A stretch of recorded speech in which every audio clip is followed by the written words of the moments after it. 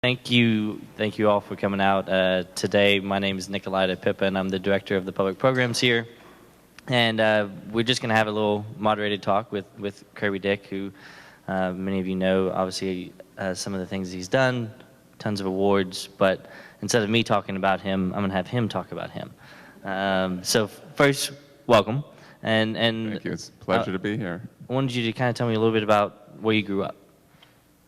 Well, I grew up in Tucson, Arizona, and I mean, I just grew up in a suburban family, sort of Sputnik education, and kind of left, went to California, and eventually actually got into art and art schools, went to Cal Arts, and then for some reason decided I wanted to jump into film. I'm not sure exactly why I ever thought that. I'm still trying to figure out what that thought process was, but I think it's buried too far for many reasons. But in any case, and I wrote a couple of screenplays thinking, well, this is the way you get in, which is a very good way. But I mean, they weren't great, they were good, and I decided I can't wait, I want to make a documentary, I can direct that and pull it together. And so I went out and made my first documentary. It was successful, and I actually really enjoyed making documentaries.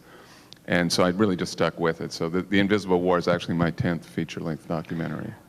What do you think it was about the medium of film that did bring you to be able to show that artistic side? Well, one of the things was the unpredictability of making a documentary, that it really was in many ways similar to art. I mean, you know, as an artist, you go into something, you don't know exactly what's going to happen. It doesn't matter, you know, what medium you're working in. It's just, and you're always hitting these obstacles. And again, I mean, this is true in any enterprise, but it's very much true in documentary. And that was kind of thrilling. The other thing that was really thrilling was sort of the relationship between the filmmaker and subject. It's something that in, you know, pretty much all my documentaries, it's this sort of starts out of nothing, out of this odd kind of arrangement that you have with somebody like, I'm going to make a film about you. Now, nobody knows when somebody decides to be in a documentary, they have no idea what they're getting into, and they have there's no way they could ever know that, right? It's just such an out of the blue, unusual experience. But it's the two of you in some ways collaborating around their life, so you immerse and follow them, and it becomes a very intense relationship because in many cases, particularly if they've experienced trauma, I mean, there's this desire to protect them, it's a desire to tell their story. At the same time, everything they're doing is sort of building what you're building too. So it's this very, very interesting collaboration. You've done 10 documentaries, and so tell me a little bit about the creative process of that seed. You know, you say that it's that relationship that I'm going to have that one part and then make this big story arc of many things. So how do you kind of select some of your topics? Well, I generally look for topics that have some sort of have some sort of controversial element, some sort of sensational element, some sort of political element. I like to bring as many of these elements in as possible. Certainly, almost all my work has had, I think, some examined, you know, the subjects and the situations psychologically in great depth. That's one thing I often look for. I do look for stories that aren't told. There is, I mean, being from Tucson, and I think maybe it's probably similar being from Arkansas, there is sometimes this frustration with the mainstream media, even if it's, you know, great media like the New York Times, still it's one perspective. And because it's sometimes so dominant, there's other perspectives that need to be told. And so that's one of the things I'm continually looking for. And I guess what I've kind of seen through some of it is power. And so there's different levels of power and whatnot. And you did a film on the Catholic Church. Right. You did on even the Motion Picture Association, the rating system, which these things that like no one really knows. You know, the Catholic Church is one thing, but some of the other things didn't know about, but you kind of put the light on. Yeah, no, I definitely look at that. And then the issue of power is interesting because if you have a real sort of somebody who's very powerful and, you know, and involved in an injustice, you actually have a very good villain. And you know, Hitchcock once said, the better the villain, the better the film. And so just cinematically, that becomes a very strong element to work with, because just like I'm enraged or angered and want to change things, the audience gets involved in that too. So that's something you can work with. That's cinematically. Well, tell me about The Invisible War. How did that come to you? Well, actually, just read an article by Helen Benedict in Salon, who was talking about the issue, and well, along with my producer Amy Ziering, who I worked with very closely on this film, and we did research. We're astounded to learn that over the last several years, each year, 19,000 men and women, it's estimated, were sexually assaulted within the U.S. military. And it's actually been somewhat worse as you go back. So it's easily 500,000 men and women have been sexually assaulted in the U.S. military. It could be as high as 1 million. I mean, there's no way of knowing. The military hasn't done the studies on this that it should do. So that, and the fact also that there was no film on the subject at all, no feature documentary film, and there hasn't even been to date a comprehensive book on the subject. This is something that's been, it's really shocking how covered up it's been. I would talk to, I mean, I was once in a room with, I think like 16 documentary filmmakers. These were filmmakers who made films about issues, and they're, you know, they're very sophisticated and knowledgeable about, you know, any kind of injustice, and no one but my producer and myself had heard of this. I couldn't believe that. So that, combined with the fact that the stories of these women and men who were, they are so idealistic, and they joined the military really to serve their country, and they were top performers in the military. And even now, after this, you know, assault and everything that happened to them when they reported, they still love the military. So it just seemed such a double betrayal, and it was so important, I thought, to tell that story. Why do you think it hasn't been told? I mean, I'm sure that you kind of uncovered some things through your stuff, but personally, why do you think that this is something that the broader public hadn't talked about? Well, I think in this society there's a hesitancy to criticize the military. And I think that's part of it. I think issues around sexual assault in all parts of society those stories are not told. I mean, certainly, one of the things that's very interesting about making this film is taking it around to campuses, because the discussion eventually shifts from assault in the military to assault on campuses, which is a real issue. So it's interesting that this byproduct discussion is developing out of this. The military was, and like any powerful institution who's, you know, deals with these kind of issues and tries to cover them up, it was very good at isolating, saying the problem was isolated. You know, at first, if a victim came forward, they would, well, they would say it didn't happen, and then they would, or try to discredit the victim. Then they would acknowledge that perhaps it happened to a couple of people, but it's something in the past, or it happened to a base, or it happened to one commander, and they'll discharge the commander.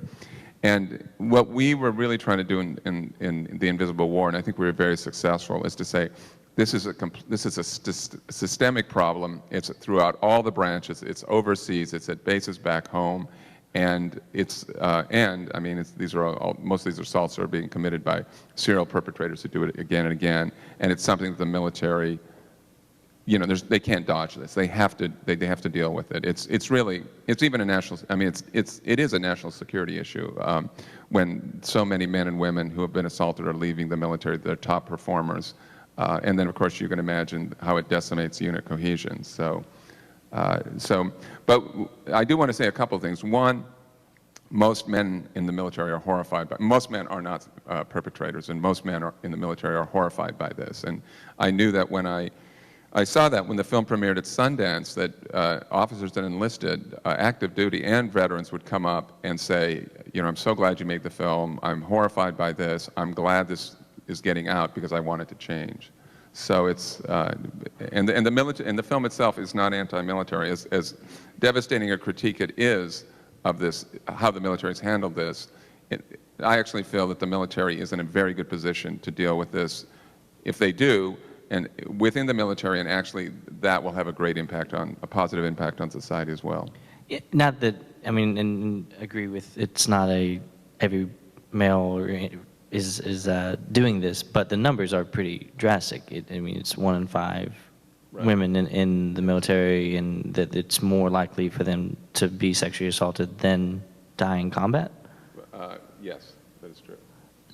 So if it is still that prevalent, even if it's a couple of bad apples. No, it's more than a couple. Right. I mean, that's what it's hard to, to. Right. I mean, I'm not trying to minimize it at all, but I mean, I think sometimes, from some perspectives, people think, well, it's the military, it's an institution that is focused on aggression. Naturally, this would happen in the military. That's not the case. There's actually so many men I've talked to are horrified by this.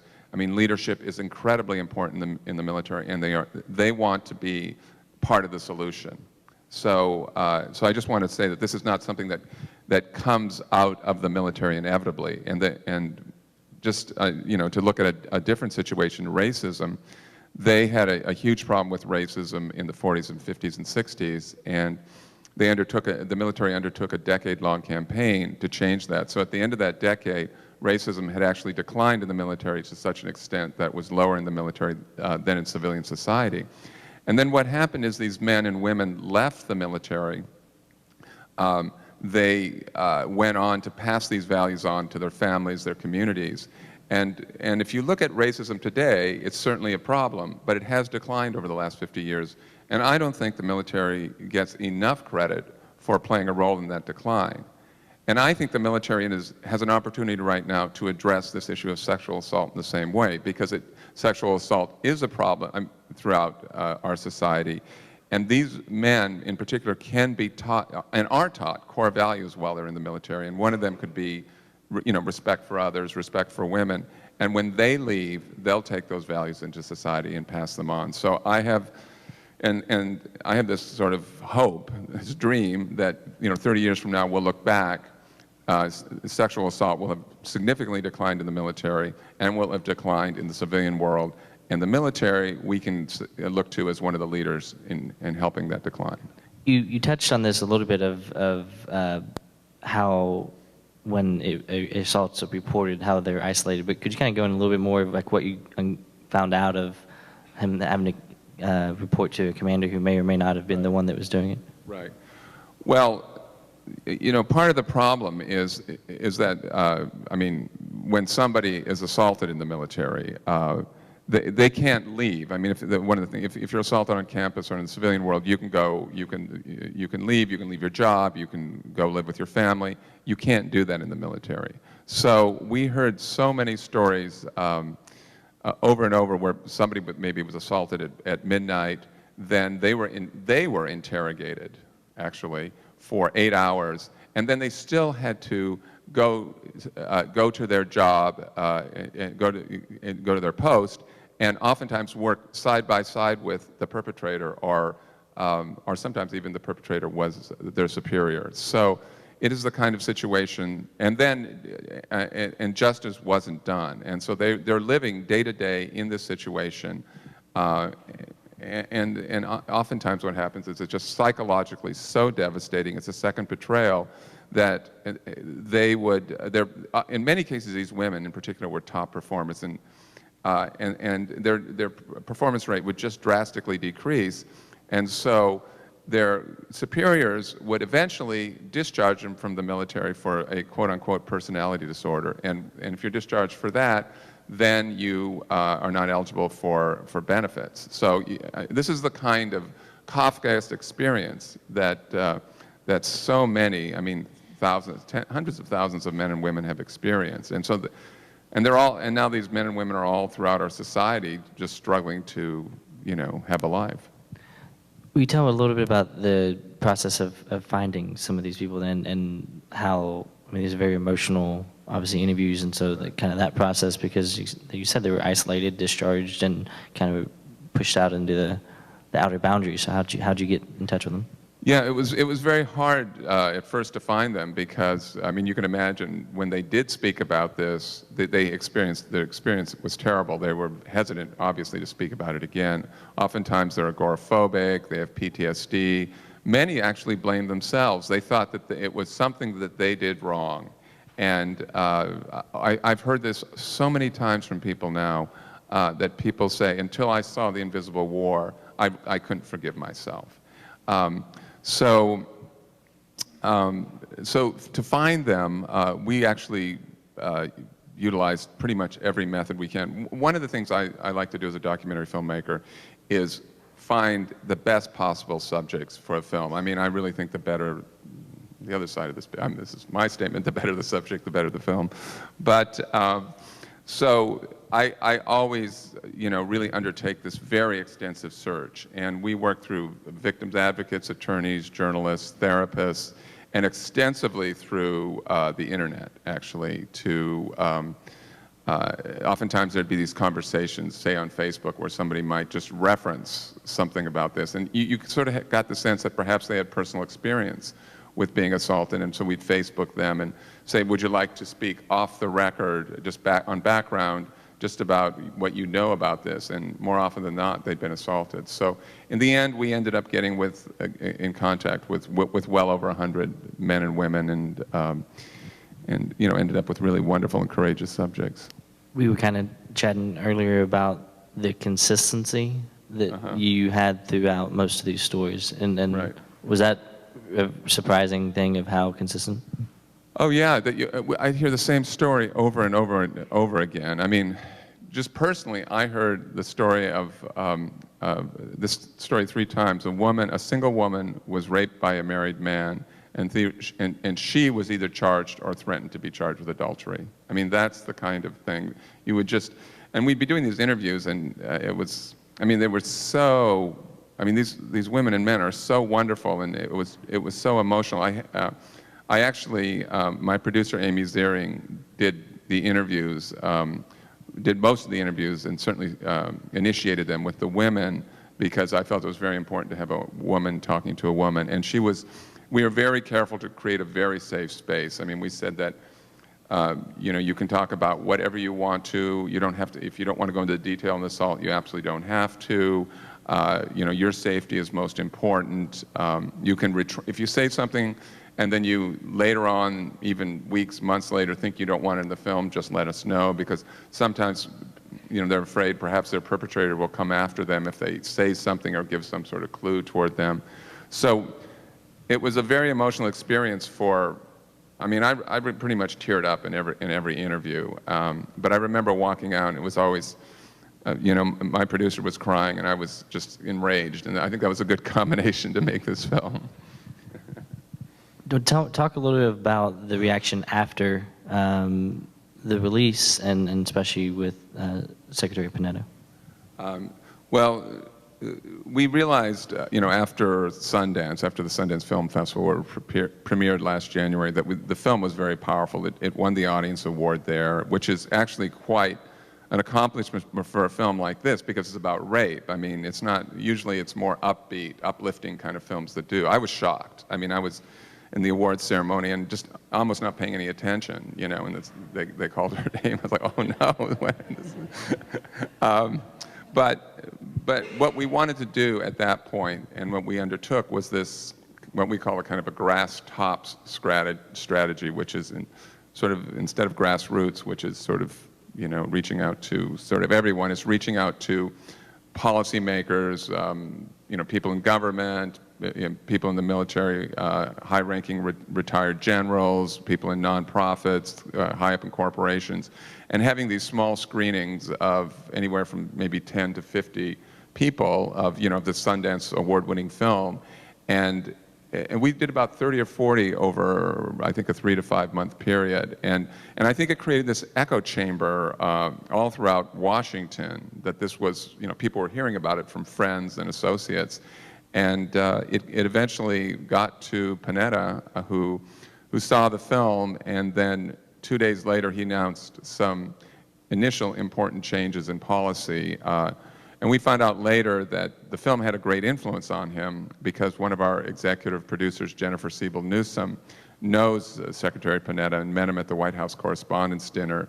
And Panetta said to her thanked her for making the film, said that he was very moved by it, and said he held the press conference in part because of the impact the film made on him. And then the film, and then we know that almost all of the members of the Joint Chiefs have seen it, and we know that it's had a great deal of impact on how finances are being shifted, and in a very positive way, the military is actually buying copies of this to show as part of sexual assault training. In fact, I just heard when I was here, what is the Air Force Base that's here? Little Rock Air Force Base. What Little Rock Air Force Base in Jacksonville. Is that what it is? Is there another one, or is that the big one? That's the big okay. one. Well, then that must be it. I believe that's it. That it was shown. The film was shown there. So certainly the Army, the Air Force, and the National Guards have been very, very receptive of this. And again, I think that's a testament to the intense, desire for this to be addressed throughout the military. A lot more has to be done, though, and since the military is a hierarchical organization, a lot of that has to come from the top. Will you tell me a little bit about the Invisible War Recovery Program and Fund that started this week? Right. I mean, even though these men and women who are in the film, I mean, they actually being in the film was a very, very positive experience for them, and then also, but still, everyone who's gone through this kind of experience, everyone, pretty much we were dealing with had extreme PTSD, and it's something they live with on a daily basis. So, one of the things that we've been able to do is to raise money for a recovery program. It's sort of a pilot program that is going to not only deal with these issues for the subjects, but also for their families as well. And finally, before I turn it over to y'all for some questions, where is Kirby Dick in 10 years? Oh wow! Probably buried in some project, hoping that I'm going to be able to pull it out of a hat. I don't know. Well, we'll have time for some questions. If you guys want to ask anything, just raise your hand and we'll get a microphone to you. Yes, ma'am, Bob, right there.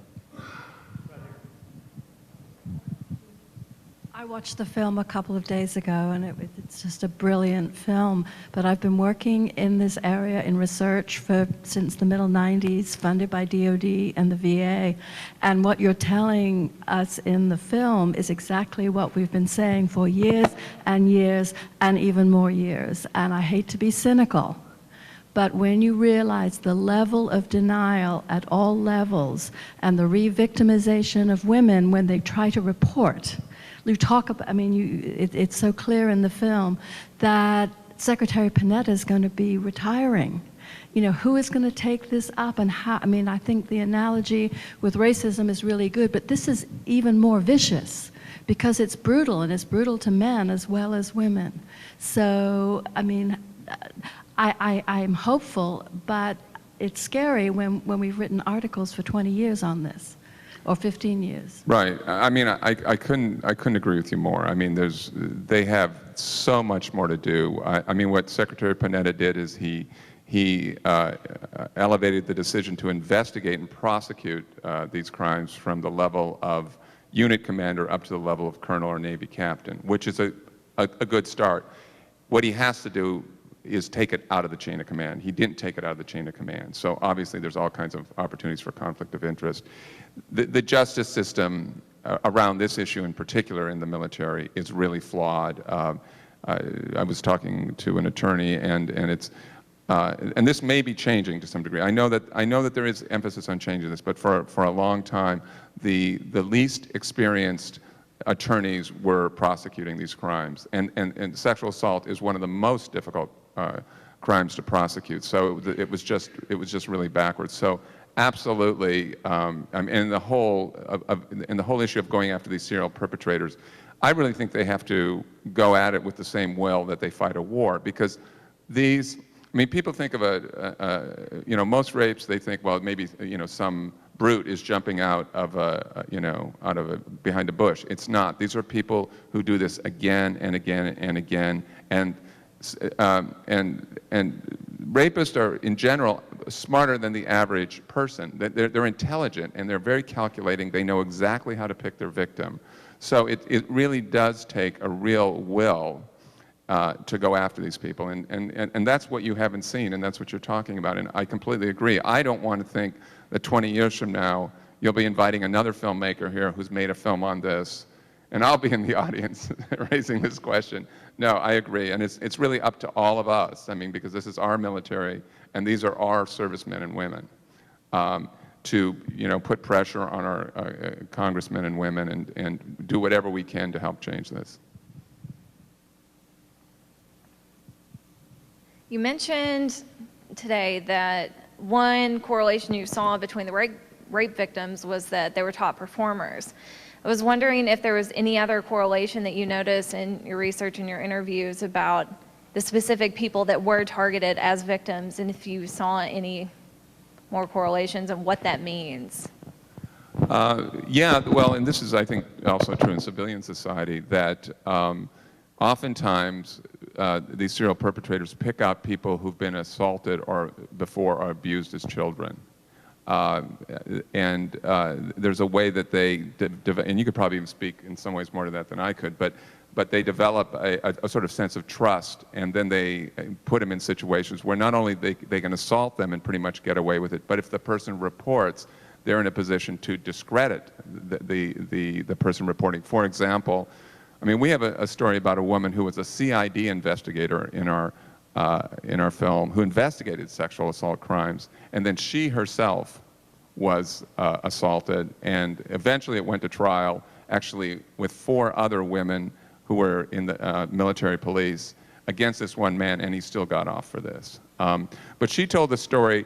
It was her superior, who she really respected and you know, had really done a lot for her, really, and sort of groomed her in such a way. And then they would go out, and he would, like, they'd be drinking, and he'd put her arm around her, and she'd say, you know, she'd sort of communicate, well, no, this isn't the relationship, but she wouldn't think much of it, or maybe he'd try to make a pass at her in public.